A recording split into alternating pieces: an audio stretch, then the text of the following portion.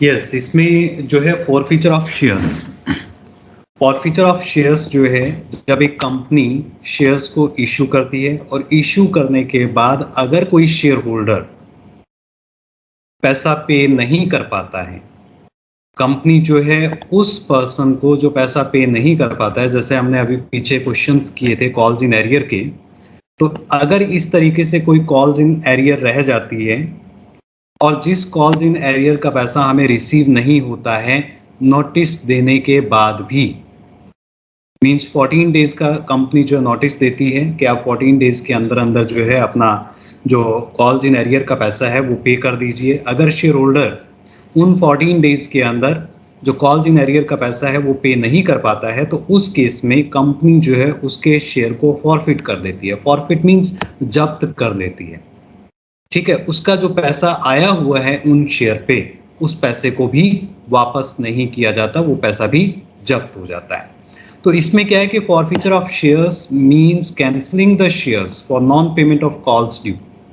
मतलब कॉल जो ड्यू है उसका पैसा रिसीव नहीं होने पर जो शेयर को कैंसिल किया जाता है उसको हम जो है फॉरफीचर ऑफ शेयर कहते हैं। But the shares can be forfeited only if the article of association of the company allow us. If any shareholder does not pay the call money, the company may exercise the power to forfeit the shares held by him by giving 14 days notice. If the shareholder is not able to pay the amount due on calls within the notice period, his shares may be forfeited by passing an appropriate resolution. मतलब company जो है share को forfeit कर सकती है, लेकिन उसके लिए क्या होना चाहिए, जो कंपनी का आर्टिकल ऑफ एसोसिएशन है उसमें प्रोविजन होना चाहिए। मींस कंपनी का जो आर्टिकल ऑफ एसोसिएशन है वो अलाउ करे कंपनी को, तभी जो है कंपनी शेयर को फॉरफिट कर सकती है। और वो कब कर सकती है, जब कोई शेयर होल्डर अपनी कॉल का पैसा पे नहीं करता है और कंपनी उसको जो है 14 डेज का नोटिस देती है अपनी पावर को एक्सरसाइज करने के लिए या अपनी पावर का यूज करने के लिए। तो 14 डेज का नोटिस देती है कि 14 डेज के अंदर अंदर आप जो है अपनी अमाउंट पे कर सकते हैं। अगर आप पे नहीं करेंगे तो आपके शेयर्स को जो है फॉरफिट कर लिया जाएगा। तो इस तरीके से एक कंपनी जो है एक रेजोल्यूशन पास करके उनके शेयर्स को जो है फॉरफिट कर सकती है, तो उसको हम फॉरफीचर ऑफ शेयर कहते हैं। Forfeiture of share means share को जब्त करना। जब शेयर का फॉरफीचर होता है तो शेयर तो कैंसिल होते ही होते हैं, उसके साथ साथ जो अमाउंट हमारे पास उन शेयर पे आ चुकी है और जिसको हम शेयर कैपिटल में क्रेडिट कर चुके हैं वो भी हम डेबिट करेंगे, ठीक है। शेयर कैपिटल जितनी अमाउंट हमारी उन शेयर्स पे क्रेडिट हो चुकी है शेयर कैपिटल के अंदर, उस अमाउंट को हम कैंसिल करेंगे और कैंसिल करने के लिए शेयर कैपिटल अकाउंट को डेबिट किया जाएगा। और the amount received on these shares is not refunded. उन शेयर पे जो अमाउंट रिसीव होगी उसको हम रिफंड नहीं करेंगे, वो भी हम जब्त कर देंगे। जैसे फॉर एग्जांपल आप देख सकते हैं कि मान लीजिए कि हमारे पास एक शेयर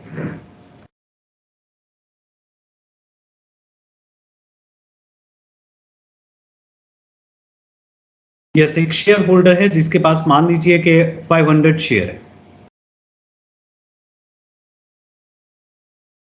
ठीक है। 10 रुपए का एक शेयर है, ₹10 ईच। अब इसमें क्या था कि 3 रुपीज मान लीजिए for application on application,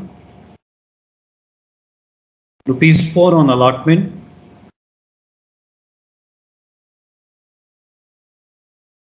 and ₹3 on calls.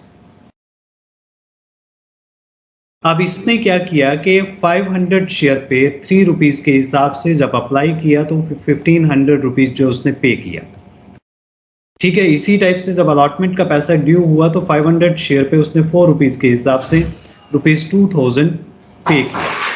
उसके बाद जो है 3 रुपीज के हिसाब से 500 शेयर्स पे 1500 रुपीज ये पे नहीं कर पाया, नॉट पेड। अब कंपनी ने क्या किया, इसको 14 डेज का नोटिस दिया कि भैया आपके पास जो है आपका जो फाइनल कॉल का पैसा है वो पैसा जो है ड्यू है 1500 रुपये, वो आप पे कर दीजिए। आपको टाइम दे रहे हैं हम 14 डेज का। अगर आप 14 डेज में पे नहीं कर पाएंगे तो हम आपके शेयर को कैंसिल कर देंगे और उनको फॉरफिट कर देंगे। ठीक है, अब 14 डेज का टाइम दिया तो 14 डेज में भी वो जो है पैसा पे नहीं कर पाया, हो सकता है उसकी कोई मजबूरी रही हो, मीन्स वो पैसा अरेंज नहीं कर पाया और पे नहीं कर पाया। अब पैसा पे नहीं कर पाया तो कंपनी ने क्या किया, कंपनी ने उसके शेयर को फॉरफिट कर दिया। ठीक है, कंपनी ने उसके शेयर को जो है फॉरफिट कर दिया। अब जब कंपनी ने शेयर को फॉरफिट किया तो उसका हमारे पास जो है 1500 प्लस 2000 3500 रुपीज हमें ऑलरेडी रिसीव हो चुका है। अब ये जो 3500 रुपीज हमें रिसीव हुए ये हम शेयर होल्डर को रिफंड नहीं करेंगे, मींस ये पैसा हमारे पास ही रहेगा, कंपनी के पास ही रहेगा। ठीक है, तो कंपनी को एक तरीके से क्या हुआ, यहाँ पे प्रॉफिट हो गया, कैपिटल प्रॉफिट जिसको हम कहेंगे, कि कंपनी ने जो है शेयर भी कैंसिल कर दिए।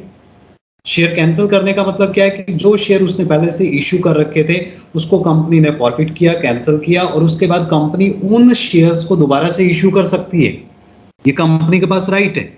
अब जब कंपनी उन शेयर को, मींस 500 शेयर हैं और 10 रुपए पर शेयर के हिसाब से अगर उनको री इश्यू करती है तो कंपनी को 5000 रुपए फिर से रिसीव हो जाएंगे, और 3000 ऑलरेडी रिसीव हो चुके हैं जो कि शेयर कैपिटल में नहीं है, शेयर कैपिटल अकाउंट को हमने डेबिट कर दिया।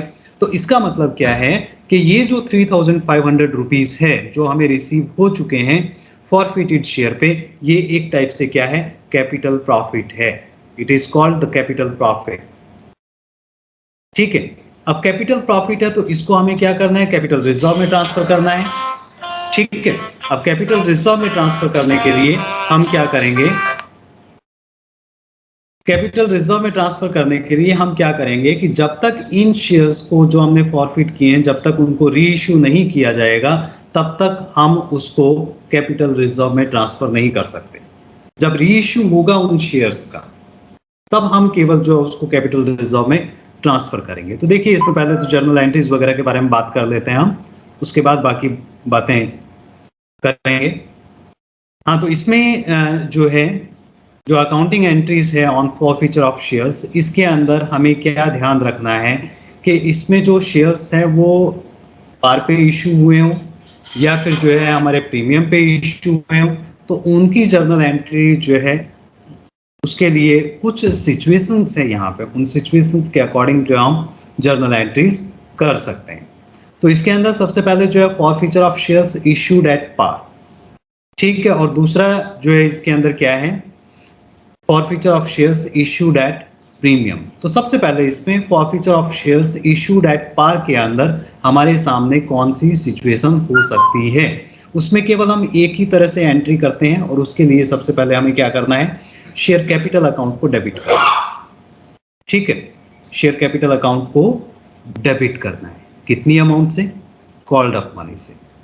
कॉल्ड अप मनी कौन सा है, जितना हमने मंगवाया है। अभी जैसे हम बात कर रहे थे इस एक एग्जांपल की कि इसमें हमारे पास जो है 3 रुपए एप्लीकेशन पे है, 4 रुपए अलॉटमेंट पे है, 3 रुपए कॉल पे है।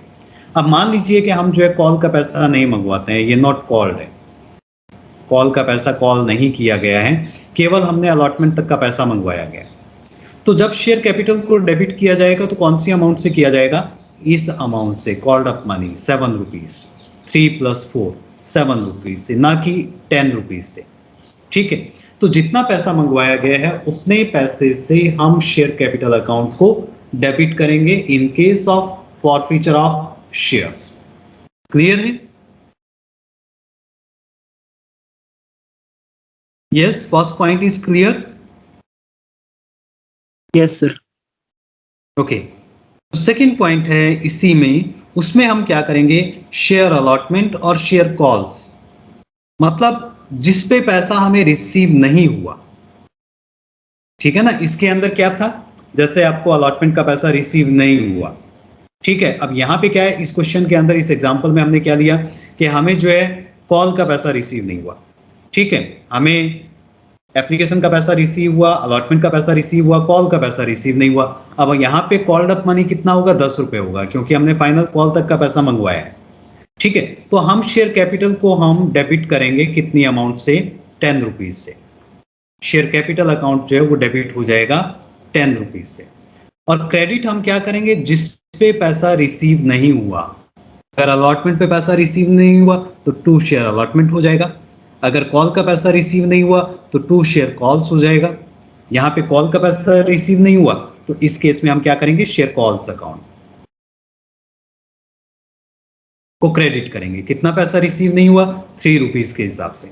ठीक है, अब 10 रुपए के हिसाब से 500 शेयर थे तो 5,000 रुपए हमें शेयर कैपिटल में डेबिट करना है। और उसके बाद जो शेयर कॉल है उसमें हमने क्या करना है, 500 को 3 से मल्टीप्लाई कर दो तो यहाँ पे 1,500 रुपीज क्रेडिट हो जाएगा। और उसके बाद तीसरे नंबर पे जो आता है उसमें हमने क्या करना है कि जो पैसा हमें रिसीव हो चुका है उस पैसे को हमने फॉरफिटेड शेयर अकाउंट में ट्रांसफर करना है। ठीक है, अब यहां इस एग्जांपल के अंदर हमें कितना पैसा रिसीव हो चुका है, how much money receive, yes, कितना पैसा रिसीव हो चुका है, 7 रुपीज रिसीव हो चुके हैं ना, 3 rupees on application, 4 rupees on allotment, तो 7 इंटू 500, 3,500 जो है वो हमें रिसीव हो चुका है। तो वो हम पैसा ट्रांसफर करेंगे यहाँ पे फॉरफिटेड शेयर्स अकाउंट में, 3,500। तो इस तरीके से ये हमारे पास 5,000 हो गया, ये हमारे पास 5,000 हो गया। ठीक है, तो शेयर कैपिटल में कौन सा पैसा जाएगा, कॉल्ड अप मनी, जितना हमने कॉल किया है। ठीक है, अगर हमने फर्स्ट कॉल को भी कॉल किया है तो इट मींस फर्स्ट कॉल तक का पैसा, फाइनल कॉल को कॉल किया है तो फाइनल कॉल तक का पैसा। यहाँ पे कॉल है, केवल फर्स्ट या फाइनल नहीं दिया हुआ है, इट मींस वही फाइनल कॉल है, फर्स्ट एंड फाइनल है। तो इसमें 10 रुपीज है हमारे पास टोटल, तो 10 के 10 हमने कॉल किए, लेकिन फाइनल कॉल का पैसा जब हमने कॉल किया तो वो पैसा शेयर होल्डर ने पे नहीं किया। ठीक है, अब शेयर होल्डर ने पे नहीं किया तो इस वजह से हमें उसके शेयर को फॉरफिट करना पड़ रहा है। और फॉरफिट किया तो शेयर कैपिटल में हमने जितना पैसा कॉल किया वो सारा का सारा पैसा हमने शेयर कैपिटल अकाउंट के अंदर डेबिट कर दिया। जो पैसा हमें रिसीव नहीं हुआ उसको हमने क्रेडिट किया, शेयर कॉल का पैसा रिसीव नहीं हुआ तो शेयर कॉल्स को हमने क्रेडिट किया, और जो पैसा हमें रिसीव हो गया उस पैसे को हमने क्या किया, फॉरफिटेड शेयर अकाउंट या शेयर फॉरफीचर अकाउंट के अंदर ट्रांसफर कर दिया। ठीक है, तो ये है when shares are issued at par, जब शेयर को पार पे इशू किया जाता है तो उस केस में हम ये जर्नल एंट्री करेंगे। और इन चीजों को हमने ध्यान में रखना है जो इसमें 3 पॉइंट्स दिए हुए हैं, A B and C. Means first point, share capital account is debited with the called up money up to the date of forfeiture, मतलब फॉरफीचर की डेट तक कितना पैसा कॉल किया गया है उतनी अमाउंट से हम शेयर कैपिटल अकाउंट को डेबिट करेंगे। दूसरा, शेयर अलॉटमेंट और share calls account is credited with the amount which is not received on allotment और कॉल्स, मतलब शेयर अलॉटमेंट या शेयर कॉल्स को हमने क्रेडिट करना है अगर उनका पैसा रिसीव नहीं हुआ है। तो अगर पैसा रिसीव हो गया है तो उस अमाउंट को हमने क्रेडिट करना है किसमें, फॉरफिटेड शेयर अकाउंट के अंदर। So these 3 points we have to remember when we have to make the entries for the forfeiture of shares issued at पार।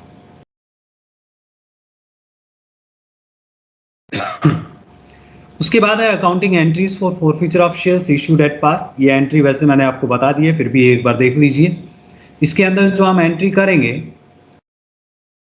सबसे पहले ऑन फॉरफिचर ऑफ शेयर्स, जब शेयर को फॉरफिट किया जाएगा तो फॉरफिट किया जाएगा तो उसमें हम एंट्री करेंगे share capital account debit to share allotment अगर अलॉटमेंट का पैसा रिसीव नहीं हुआ है, टू शेयर कॉल अगर कॉल का पैसा रिसीव नहीं हुआ है तो, और टू शेयर फॉरफिचर जो पैसा हमें रिसीव हो चुका है उसको हम शेयर फॉरफिचर अकाउंट में क्रेडिट कर देंगे। दूसरा इसमें जो एंट्री है, when call in arrear account is maintain, जब हम कॉल्स इन एरियर अकाउंट बनाते हैं तो उस केस में हम क्या एंट्री करेंगे, उस केस में हम एंट्री करेंगे share capital account to calls in arrear to forfeited share account. मतलब अलॉटमेंट के लिए और कॉल के लिए हम calls in arrear account open करेंगे अगर calls in arrear account maintain किया जाता है तो, तो यहाँ पे जो share allotment and share calls है, उन दोनों के लिए हम कॉल्स इन एरियर अकाउंट को क्रेडिट करेंगे। कॉल्स इन एरियर का मतलब क्या है कि अलॉटमेंट का पैसा हमारा बकाया था, ठीक है, कॉल का पैसा हमारा बकाया था, तो उसके लिए हमने एक अकाउंट ओपन किया कॉल्स इन एरियर, और दोनों अमाउंट को हमने किसमें डेबिट किया था, कॉल्स इन एरियर अकाउंट के अंदर डेबिट किया था, शेयर अलॉटमेंट के टाइम पे भी और शेयर कॉल के टाइम पे भी। अब जब हम शेयर को फॉरफिट कर रहे हैं तो कॉल्स इन एरियर अकाउंट को क्रेडिट करेंगे, ठीक है। तो अगर कॉल्स इन एरियर अकाउंट को मेंटेन किया जाता है, in that case we have to credit calls in arrear account, otherwise we have to credit share allotment, share first call, share final call, whichever is given in the question.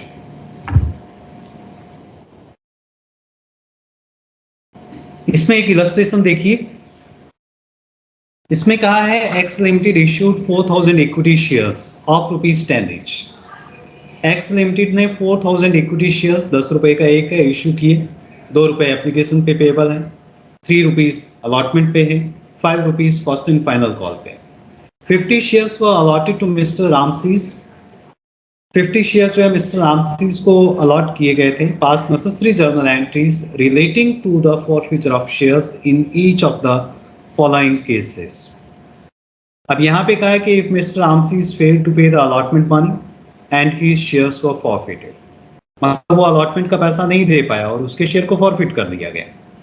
उसके बाद कहा है कि if mister Ramses is fail to pay the allotment and calls money and shares were forfeited, मतलब दूसरे case में कहा है कि वो अलॉटमेंट और कॉल का पैसा नहीं दे पाया और उसके शेयर को फॉरफिट कर दिया गया। तो दो केसेस इसमें दे दिया हमें कि अगर वो अलॉटमेंट का पैसा नहीं दे पाया और उसके शेयर को फॉरफिट कर दिया गया, अगर वो अलॉटमेंट एंड कॉल्स का पैसा नहीं दे पाया और उसके बाद उसके शेयर को फॉरफिट कर दिया गया, तो इसके अंदर हम जो एंट्री करेंगे सबसे पहले एप्लीकेशन का पैसा रिसीव होने की entry, entries related to the forfeiture of shares, केवल फॉरफीचर ऑफ शेयर्स के बारे में एंट्री की बात की गई है इसमें। तो देखिए इसमें जर्नल एंट्रीज, सबसे पहले हम जो एंट्री करेंगे वो हम एंट्री करेंगे शेयर कैपिटल के। इसमें जो है फर्स्ट केस की हम बात कर रहे हैं, ठीक है ना। फर्स्ट केस में क्या दिया हुआ है आपको, फर्स्ट केस में ये दिया हुआ है कि अलॉटमेंट का पैसा वो नहीं दे पाया और उसके शेयर को जो है फॉरफिट कर दिया गया। तो फर्स्ट केस में जो हम एंट्री करेंगे उसको समझने की कोशिश कीजिए। यहां पे जो हम एंट्री करेंगे वो क्या करेंगे, शेयर कैपिटल अकाउंट को डेबिट करेंगे हम।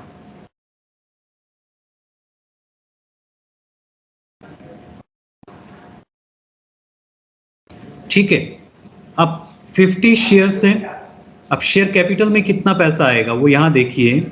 इसमें हम पीछे वाली एंट्री पे चले जाते हैं, सॉरी क्वेश्चन पे चले जाते हैं। इस क्वेश्चन में कहा है कि जो है 2 रुपीज ऑन एप्लीकेशन है और 3 रुपीज अलॉटमेंट पे है और 5 rupees first and final call पे। तो फर्स्ट केस में अलॉटमेंट का पैसा रिसीव नहीं हुआ और उसके शेयर को फॉरफिट कर दिया गया। इसमें फाइनल कॉल के बारे में कुछ नहीं कहा गया है। इसका मतलब क्या है कि हमने पैसा जो है अलॉटमेंट तक कॉल किया था और अलॉटमेंट का पैसा नहीं देने से उसके शेयर्स को अलॉटमेंट के बाद फॉरफिट कर दिया गया और उसके बाद फाइनल कॉल मंगवाई गई है। ठीक है, तो अलॉटमेंट तक हमारे पास कितना पैसा बनता है, 2 रुपीज एप्लीकेशन पे और 3 रुपीज आपका अलॉटमेंट पे है। तो 2 + 3 5 रुपीज, तो 50 × 5 250 रुपीज से हम शेयर कैपिटल को डेबिट करेंगे। अब यहां पे पैसा कौन सा रिसीव नहीं हुआ, यस फर्स्ट केस में कौन सा पैसा रिसीव नहीं हुआ, अलॉटमेंट का, अलॉटमेंट, यस। तो अलॉटमेंट का पैसा अगर रिसीव नहीं हुआ तो हम क्रेडिट किसको करें, किसको क्रेडिट करें यहां पे, शेयर अलॉटमेंट को। शेयर कि अलॉटमेंट का पैसा अगर रिसीव नहीं हुआ तो हम शेयर अलॉटमेंट को क्रेडिट करेंगे, अगर कॉल का पैसा रिसीव नहीं हुआ तो शेयर कॉल्स को हम क्रेडिट कर देंगे। तो शेयर अलॉटमेंट अकाउंट को यहाँ पे क्रेडिट कर दीजिए। अलॉटमेंट है 3 रुपए, तो 50 × 3 150 हमें रिसीव नहीं हुआ और जो पैसा रिसीव हो गया, अब कौन सा पैसा रिसीव हुआ, एप्लीकेशन का, ठीक है ना। अलॉटमेंट और एप्लीकेशन का पैसा मंगवाया गया और अलॉटमेंट का पैसा हमें रिसीव नहीं हुआ, तो पैसा रिसीव कौन सा हुआ, एप्लीकेशन का। तो एप्लीकेशन के पैसे को हम यहाँ पे फॉरफिटेड शेयर अकाउंट में ट्रांसफर करेंगे फॉरफिटेड शेयर अकाउंट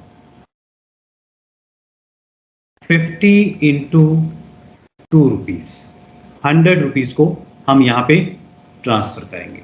तो ये हमारा फर्स्ट केस है। और नरेशन में आप क्या लिखेंगे? नरेशन में आप लिखेंगे फॉर या being shares forfeited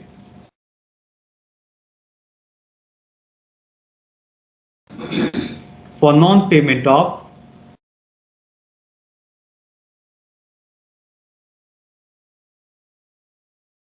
allotment money,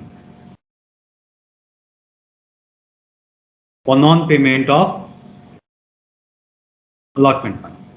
मतलब अलॉटमेंट मनी का पैसा नहीं देने के कारण हमने क्या किया? शेयर्स को फॉरफिट कर दिया। ठीक है। दूसरा केस इसमें देखिए आप, दूसरे केस में क्या है? अब दूसरे केस में क्या है कि if mister Ramses is fail to pay the allotment and calls money, अगर रामसीज जो वो फेल हो जाता है कॉल और अलॉटमेंट का पैसा पे करने में और उसके शेयर को फॉरफिट कर दिया जाता है, तो उस केस में जो जर्नल एंट्री करेंगे हम वो क्या करेंगे? Share capital account,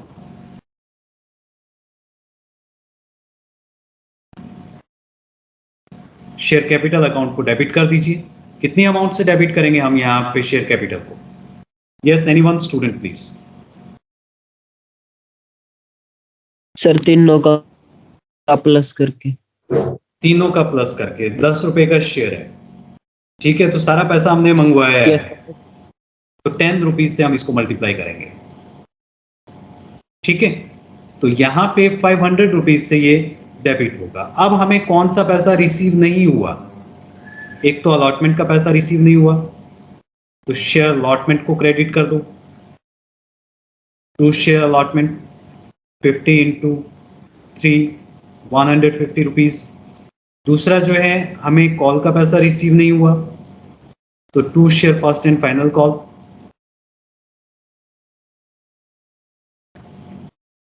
to share first and final call account, ये कितना है? 50 इंटू 5 रुपीज। ठीक है, तो ये आपका 250। और जो पैसा हमें रिसीव हो गया, कौन सा पैसा रिसीव हुआ? एप्लीकेशन का रिसीव हुआ, क्योंकि एप्लीकेशन का पैसा जब तक रिसीव नहीं होगा तब तक शेयर अलॉट नहीं किए जाएंगे, वो पैसा तो रिसीव होगा ही होगा। तो टू शेयर फॉरफीचर या फिर जो है फॉरफिटेड शेयर अकाउंट,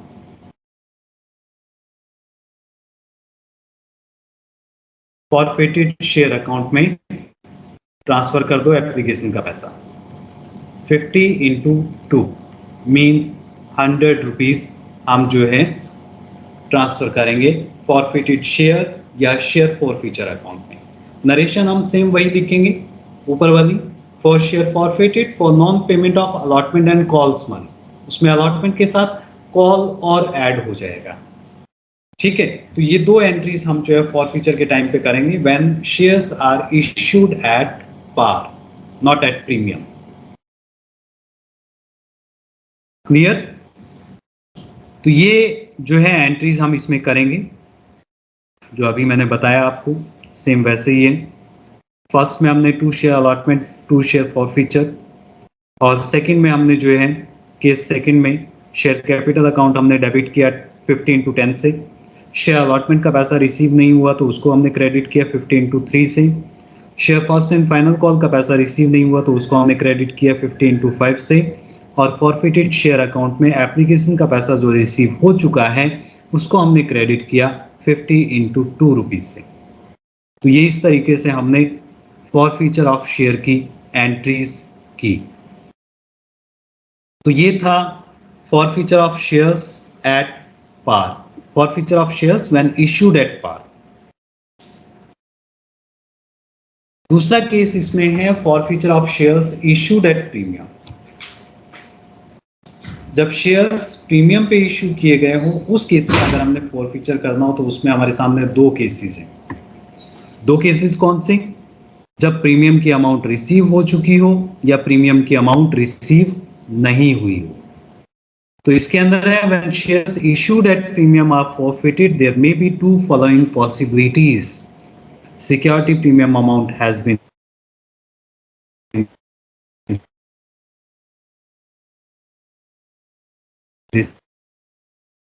हो सकते हैं कि एक तो सिक्योरिटी प्रीमियम की अमाउंट रिसीव हो चुकी हो या सिक्योरिटी प्रीमियम की अमाउंट रिसीव नहीं हुई हो।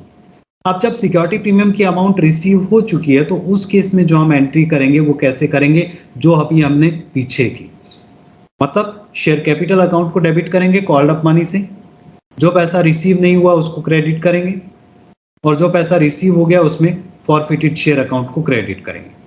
तो जो अभी हमने एंट्री पढ़ी forfeiture of shares issued at par में, वही सेम एंट्री हम जो है forfeiture of shares issued at premium के केस में फर्स्ट केस में करेंगे। ठीक है, सेकंड केस है कि security premium amount has not been receive.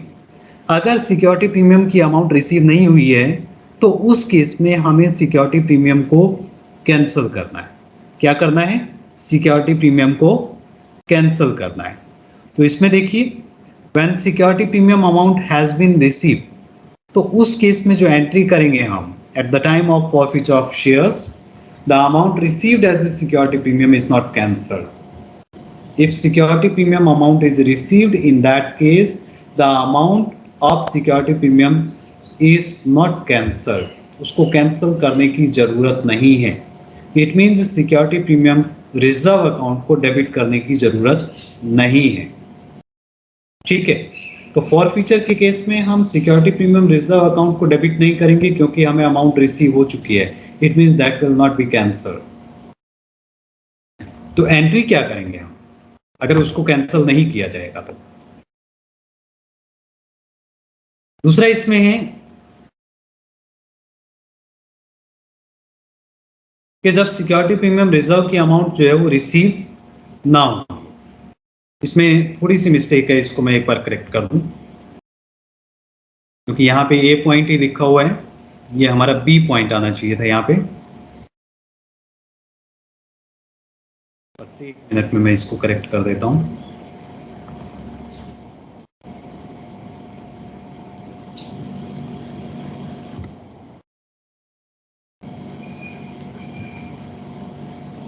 Yes, ये जो है security premium amount has not been receive. जब अमाउंट जो है प्रीमियम की जो हमने क्रेडिट की है वो रिसीव हुई हो,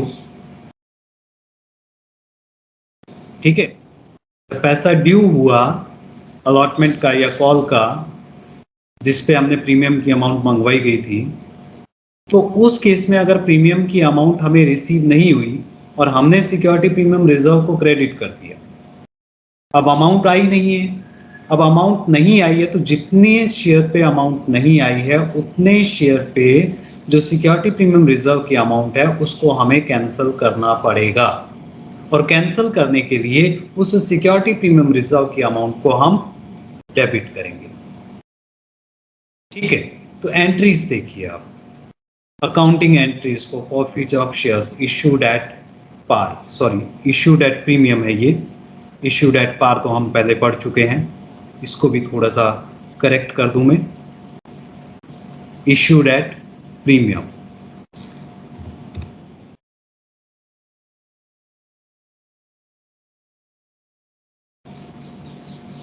ठीक है, इशूड एट प्रीमियम।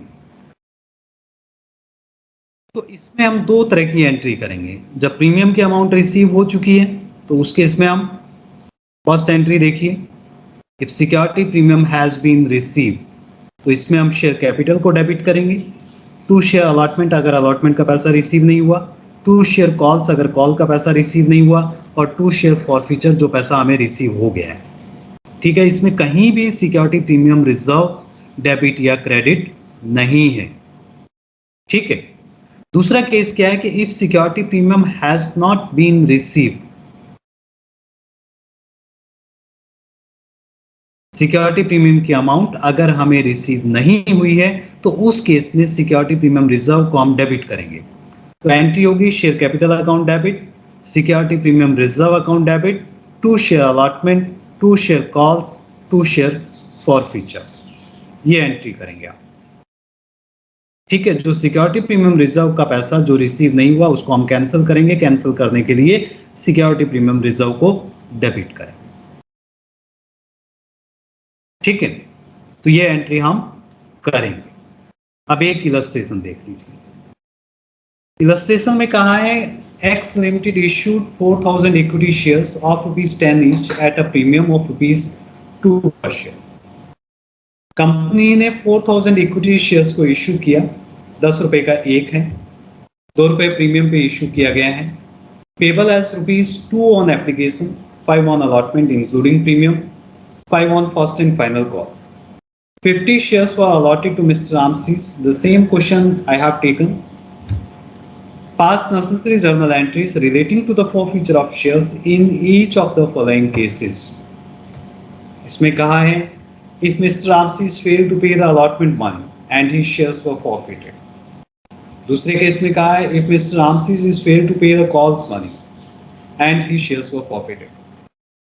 ठीक है, यहाँ पे दोनों केसेस हैं। एक तो जब प्रीमियम की अमाउंट रिसीव हुई और दूसरा जब प्रीमियम की अमाउंट रिसीव नहीं हुई, तो दोनों केसेस है यहाँ पे। ठीक है, तो दोनों केसेस है, तो हम जो एंट्रीज करेंगे वो कैसे करेंगे देख लीजिए एक बार। You can see here, yes, first case में जो हम एंट्री करेंगे वो एंट्री क्या करेंगे हम, जब अलॉटमेंट का पैसा रिसीव नहीं हुआ तो उस केस में एंट्री होगी हमारी share capital account debit.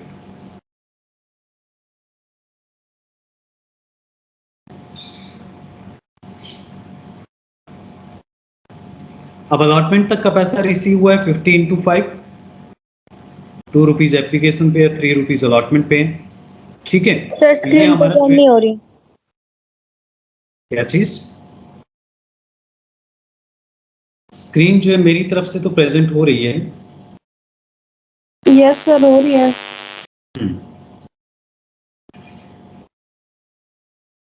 Sir हो रही है। ओके, तो यहाँ पे जो है 250 रुपीज से हम इसको डेबिट करेंगे। क्वेश्चन में देखिए एक बार फिर से, क्वेश्चन में कहा है कि ₹2 पर शेयर है। अब यहाँ एप्लीकेशन पे ₹2 है, अलॉटमेंट पे ₹5 है और फर्स्ट एंड फाइनल कॉल पे ₹5 है। यहाँ पे अलॉटमेंट पे जो है इंक्लूडिंग प्रीमियम है। ठीक है, अब इस फर्स्ट केस में हम सिक्योरिटी प्रीमियम रिजर्व अकाउंट को डेबिट करें या ना करें, मींस हमें ये देखना है कि सिक्योरिटी प्रीमियम रिजर्व का पैसा रिसीव हुआ है या नहीं हुआ है। यस, बता सकते हैं कि सिक्योरिटी प्रीमियम रिजर्व का पैसा यहाँ पे रिसीव हुआ है या नहीं हुआ है। अब यहाँ पे ₹5 है अलॉटमेंट पे, ₹5 मतलब इंक्लूडिंग प्रीमियम लिखा हुआ है, तो इसका मतलब क्या है 3 + 2, ₹2 प्रीमियम का है और ₹3 जो है कैपिटल का है। ये कैपिटल का और ये प्रीमियम का। ठीक है, तो हमने कैपिटल में कितना लिया, ₹5, ₹2 एप्लीकेशन का और ₹3 ये वाला, तो ₹5 हमने शेयर कैपिटल में लिया क्योंकि अलॉटमेंट के बाद ही फॉरफीचर हो रहा है शेयर का। तो अब मुझे ये बताइए कि इस केस में प्रीमियम की अमाउंट रिसीव हुई है या नहीं हुई है। यस, पहले में सर, इस फर्स्ट केस में अलॉटमेंट मनी जो है वो पे नहीं कर पाया, तो इसमें प्रीमियम की अमाउंट रिसीव हुई है या नहीं हुई है। नो सर, नहीं हुई है। अब प्रीमियम की अमाउंट अगर रिसीव नहीं हुई है तो हमें क्या करना है, सिक्योरिटी प्रीमियम रिजर्व अकाउंट को डेबिट करना है, मींस कैंसिल करना है। यहां पे कैंसिल कर दीजिए सिक्योरिटी प्रीमियम रिजर्व।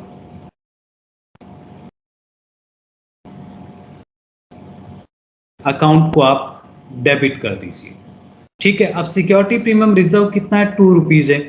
50 × 2 करके ₹100 से इसको डेबिट कर दो। अब जो पैसा रिसीव नहीं हुआ, कौन सा पैसा रिसीव नहीं हुआ हमें? यस, कौन सा पैसा हमें रिसीव नहीं हुआ? अलॉटमेंट ₹3। यस, तो 2 शेयर अलॉटमेंट अकाउंट को हम यहाँ पे क्रेडिट करेंगे। अब कितनी अमाउंट से क्रेडिट करेंगे, 50 × इसमें ₹5 है अलॉटमेंट पे इंक्लूडिंग प्रीमियम, क्योंकि प्रीमियम को हम डेबिट कर रहे हैं तो यहाँ पे जो अलॉटमेंट में पैसा आएगा वो इंक्लूडिंग प्रीमियम आएगा। तो 50 को 5 से मल्टीप्लाई करेंगे हम, ₹250 हमें यहाँ पे अलॉटमेंट का पैसा रिसीव नहीं हुआ। और 2 हो जाएगा फॉरफिटेड शेयर अकाउंट।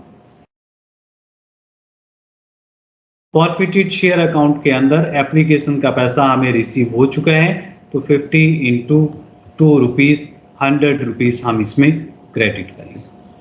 तो ये एंट्री होगी हमारी फर्स्ट केस में। अब सेकंड केस में जो है उसने कहा कि कॉल का पैसा रिसीव नहीं हुआ, केवल कॉल का, अलॉटमेंट के बारे में नहीं कहा कि अलॉटमेंट का पैसा रिसीव नहीं हुआ।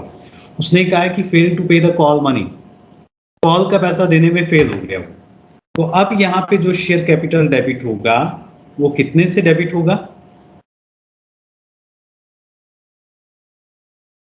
₹10 से। अमाउंट से डेबिट होगा? 50 into how much? 10। 10। 50 into 10 means 500 rupees से हम इसको डेबिट करेंगे। अब यहाँ पे सिक्योरिटी प्रीमियम रिजर्व डेबिट होगा या नहीं होगा? नहीं होगा सर। क्यों नहीं होगा? सर उस केस में था प्रीमियम वाले में। नहीं, यहाँ पे क्यों डेबिट नहीं होगा? बिकॉज सिक्योरिटी के प्रीमियम रिजर्व का पैसा रिसीव हो चुका है। क्योंकि अलॉटमेंट का पैसा रिसीव हो गया तो अलॉटमेंट के साथ ही प्रीमियम आना था, तो इसका मतलब सिक्योरिटी प्रीमियम रिजर्व का पैसा यहाँ पे रिसीव हो चुका है, तो इसलिए सिक्योरिटी प्रीमियम रिजर्व को हम यहाँ पे डेबिट नहीं करेंगे। तो क्रेडिट में क्या लेंगे हम यहाँ पे? शेयर, जो पैसा रिसीव नहीं हुआ, share first and final call.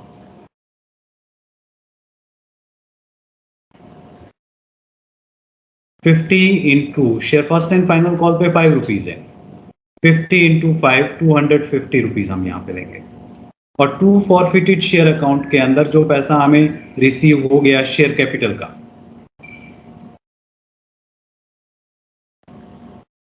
ठीक है, तो शेयर कैपिटल का पैसा हमें रिसीव हो गया फॉरफिटेड शेयर अकाउंट में। कितना पैसा रिसीव हो गया? 50 इंटू 2 रुपीज एप्लीकेशन का और 3 रुपीज जो अलॉटमेंट का। प्रीमियम की अमाउंट यहां नहीं आएगी, तो 250 रुपीज हमें रिसीव हो गया, तो इसको हमने शेयर फॉरफिचर अकाउंट में डाल दिया। तो ये इस तरीके से हम 2 एंट्रीज करेंगे दोनों केसेस के अंदर, जब प्रीमियम की अमाउंट रिसीव नहीं हुई है और जब प्रीमियम की अमाउंट रिसीव हो गई है। अंडरस्टूड?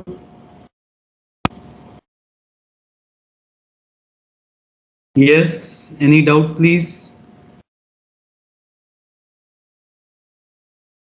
नहीं है? 3 सेकंड बताना। यस, क्या पूछा आपने? सेकेंड एंट्री, सेकेंड एंट्री में शेयर कैपिटल में हमें 10 रुपए हमने कॉल किए, फाइनल कॉल तक का पैसा कॉल किया गया है, तो 500 रुपीज हमने शेयर कैपिटल में डेबिट किया। Share first and final call में हमें 5 रुपए रिसीव नहीं हुए, मींस कॉल का पैसा हमें रिसीव नहीं हुआ, तो 2 share first and final call हमने क्रेडिट किया 50 इंटू 5 रुपीज से 250। और फॉरफिटेड शेयर में जो पैसा हमें रिसीव हो गया, सिक्योरिटी प्रीमियम को नहीं लेना है हमने, जो कैपिटल का जो पैसा रिसीव हो गया, मतलब 250 रिसीव नहीं हुआ तो 250 हमें रिसीव हो गया, ठीक है।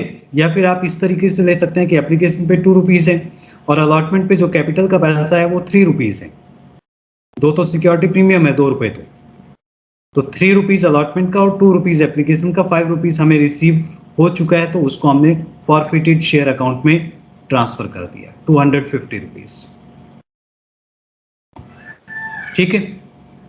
तो ये 2 एंट्रीज हम करेंगे।